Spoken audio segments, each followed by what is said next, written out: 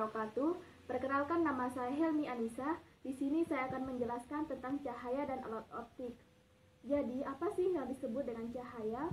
Jadi, menurut Kamus Besar Bahasa Indonesia, cahaya adalah sinar atau terang yang memungkinkan penglihatan kita atau mata kita dapat melihat benda-benda di sekitarnya. Tanpa adanya cahaya, kita tidak akan bisa melihat benda-benda yang ada di sekitar kita.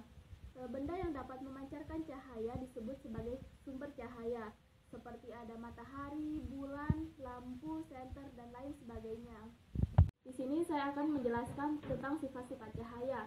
Yang pertama, cahaya dapat merambat lurus.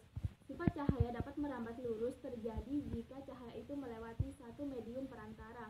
Nah, untuk membuktikannya, di sini saya akan menggunakan kardus sebagai medianya. Ada dua kardus yang telah dibolongkan tengahnya seperti ini.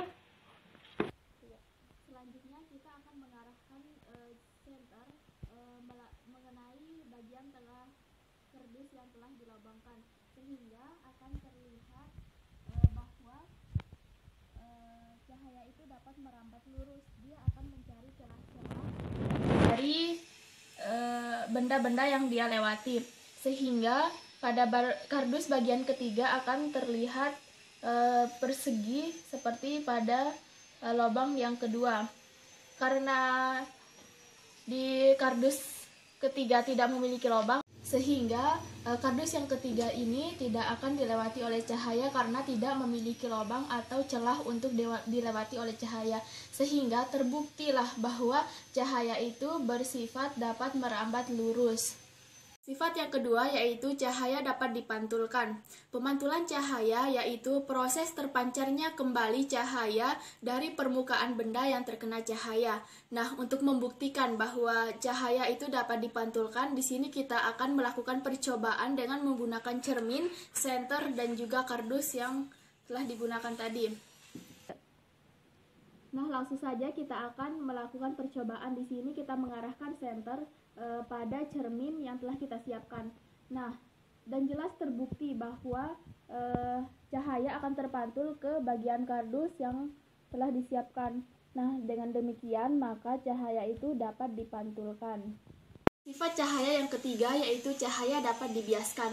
Pembiasan cahaya terjadi ketika cahaya melewati dua medium perantara yang berbeda kerapatannya. Nah, di sini kita akan melakukan percobaan menggunakan pensil dan gelas yang telah berisi air. Langsung saja di sini kita akan memasukkan pensil ke dalam gelas yang telah berisi air. Nah, dapat terlihat di gelas tersebut bahwa pensilnya terlihat patah. Hal ini terjadi karena cahaya melewati dua medium perantara yang berbeda, yaitu antara udara dan air.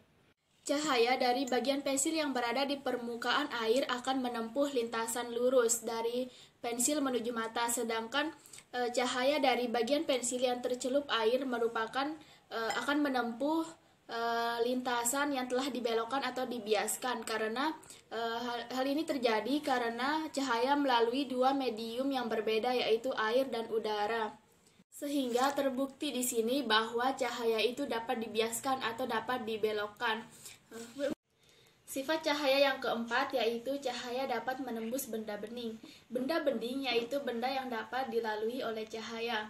Nah, dalam percobaan kali ini kita akan menggunakan benda bening yaitu piring bening yang kita berikan cahaya senter.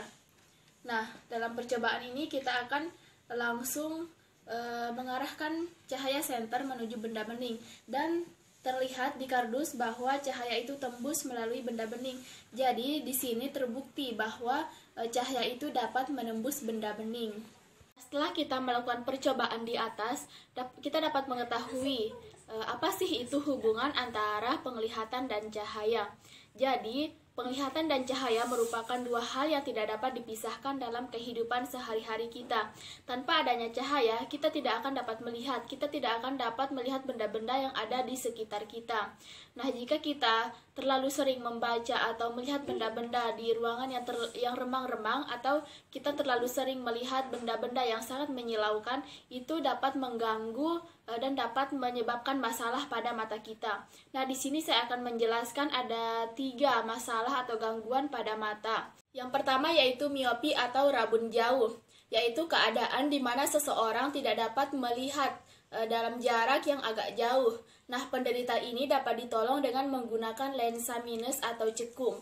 Kemudian yang kedua ada hipermetropi atau rabun dekat, yaitu keadaan di mana seseorang tidak dapat melihat pada jarak yang terlalu dekat. Nah, untuk penderita ini dapat ditolong dengan menggunakan lensa positif atau lensa cembung.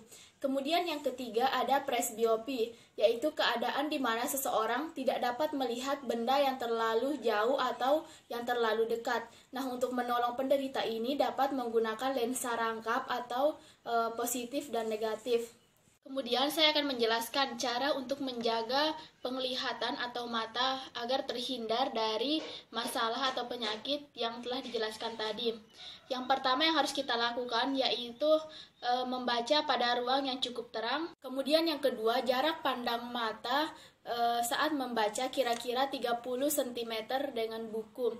Kemudian yang ketiga, tidak memandang secara langsung benda-benda yang terlalu menyilaukan. Kemudian yang keempat yaitu makan makanan bergizi dan mengandung vitamin A seperti wortel, bayam, mangga, susu, dan lain sebagainya. Nah, di sini saya akan menjelaskan alat-alat optik yang berhubungan dengan penglihatan atau untuk membantu kita dalam melihat.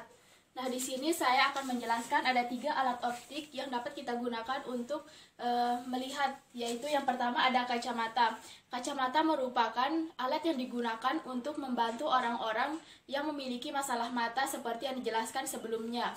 Kemudian yang kedua ada kaca pembesar atau loop, di mana kaca pembesar ini yaitu alat yang digunakan untuk orang-orang agar bisa melihat benda-benda yang berukuran kecil. Kemudian yang ketiga ada teleskop. Teleskop yaitu benda yang digunakan untuk membantu orang-orang melihat benda-benda yang sangat jauh seperti dapat melihat bintang-bintang, tempat yang terlalu jauh, dan lain sebagainya. Nah, sekian yang dapat saya jelaskan. Wassalamualaikum warahmatullahi wabarakatuh.